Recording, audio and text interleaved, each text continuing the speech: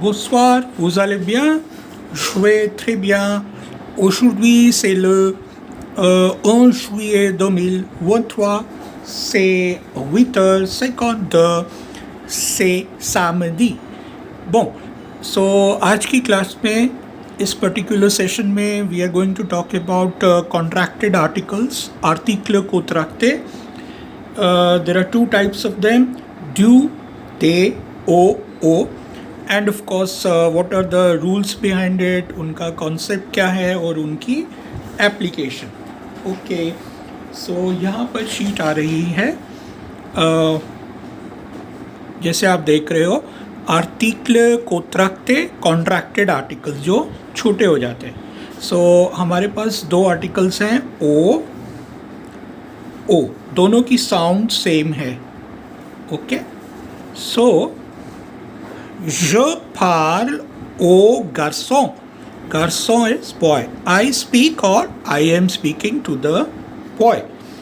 Je parle au garçon. Sound दोनों की same है अगर आप देखोगे, but here we have S और यहाँ पर एक्स हो गया. If I split this particular contraction, so हमारा आएगा आ प्लस ल. लेकिन मैं फ्रेंच में इसको ऐसे नहीं लिखूँगा. सो ल हमें इसकी एप्लीकेशन पता है. ल गार्सों, masculine singular noun beginning with a consonant, ठीक है ना. लेकिन जब मैं इसको प्रेपोजिशन आ के साथ यूज़ करूँगा, सो ये कॉन्ट्रैक्ट हो जाएगा, छोटा हो जाएगा इस फॉर्म में ओ. अब इसी को हम प्लूरल में देखते हैं. सो ये प्लूरल में हमारा क्या था, आ प्लस ले. Now if I write it as je parle à les garçons, that is wrong. That is what we are learning. Instead of this हम लोग लिखेंगे a u x o. So je parle aux garçons. Now यहाँ पे अगर girls होते fear, right, तब भी हम ये यूज़ करेंगे. je parle aux filles. आला, ये हमें पता है, feminine singular noun beginning with a consonant. So I'll say je parle à la fille. Now if this would have been in plural, तब हम लोग यूज़ करेंगे o. Number 4, je parle à l'étudiant, masculine singular noun beginning with a vowel. And je parle à l'étudiante, feminine singular. So यहाँ पर मैंने box में rules दिए हुए हैं. सो ए यू ओ हमने यूज़ करना है masculine singular noun beginning with the consonant.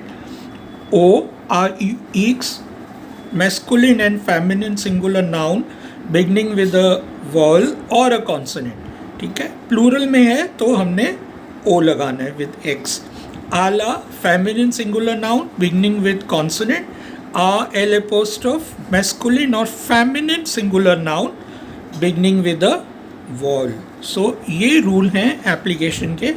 आगे और अगली शीट देखते हैं जो मैंने उसको डिफरेंट फॉर्मेट में भी शेयर किया है. जैसे दो फॉर्म्स हैं हमारे पार्थिव आर्टिकल्स के. एक हमारा था ओ एंड नाउ दिस इज ड्यू एंड दे. So this contraction is of the plus l, and of the is of or from, both. So use this one is used before masculine singular noun beginning with a consonant, and of course this is before plural whether masculine and feminine beginning with a vowel or a consonant. So अब इसकी हम लोग application देखते हैं. Les livres du garçon. सो यहाँ पर मुझसे हमेशा की तरह एक गलती हुई है. ये एस नहीं आएगा और यहाँ पे आएगा ए, ठीक है. सो दिस इज ले लिव्र ड्यू गार्सों, एक बॉय है, right. So due is contraction of the end ल. मैं ये नहीं लिख सकता ले लिव्र द ल गार्सों. मुझे एज पर रूल ऑफ फ्रेंच ग्रामर इसको कॉन्ट्रैक्ट करना पड़ेगा ड्यू में. ले लिव्र ड्यू गार्सों ए रूज, ये एस भी चला जाएगा बिकॉज ये सिंगुलर है. प्लूरल में अगर गार्सों ये बॉयज़ हैं, सो टेक्निकली जो हमने सीखा डेफिनेट आर्टिकल्स पे प्लूरल से पहले ले आएगा, लेकिन ये दोबारा से कॉन्ट्रैक्ट हो जाएगा दे फॉर्म में.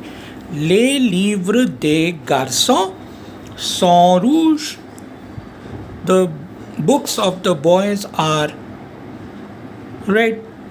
और प्लूरल में इसको मैं एपोस्ट्रोफिस में भी ले जा सकता हूँ, the boys books are red. les livres des filles sont bleus. So again जो हमने ओ, या मैं इसको स्पेल आउट कर देता हूँ, जो हमने आ यू जो पिछली शीट में शेयर किया था, वही चीज़ प्लूरल फॉर्मेट में दे में हो जाएगी, बिकॉज ये फेमिनिन प्लूरल फॉर्म है.